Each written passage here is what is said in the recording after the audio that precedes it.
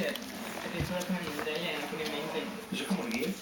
Du kommer hjem til en guldsup, og du kommer hjem med en guldmedalje. Det er 2 gange guld, det er fint.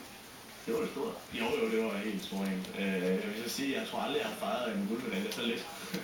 Altså, vi var søde nede i Serbien, nede i Beograd, og havde en god aften efter guldmedaljen, men dagen efter tog hele holdet ind og feste inde i byen inde i København. Der tog jeg hjem med det samme. Det er klart, jeg havde ikke lyst til at komme ud og feste mere. Nu vil jeg gerne hjem til min søn. Nu skulle jeg lige at komme hjem lidt, så selvfølgelig fejrede jeg det, men på en anden måde end de andre gjorde det. Hvordan er det i dag? 2 år efter?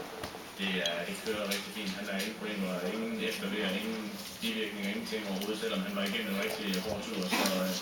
Så han har det rigtig godt, og Maria har det godt, og han har det helt fint med, at jeg er med til at slutte stadig. Og du har det godt? Og jeg har det rigtig, rigtig godt. Jeg elsker at være blevet far. Hvordan er det at være far, når man er sådan? Ja, det er jo kæmpe stort. Det er noget af savn, man har, når man er afsted. Det må man så sige. Nu er det jo rigtig heldigt, at jeg bor i Aarhus til daglig, og vi spiller i Herning, så jeg har haft mulighed for at se ham 2-3 gange, og også min kæreste selvfølgelig.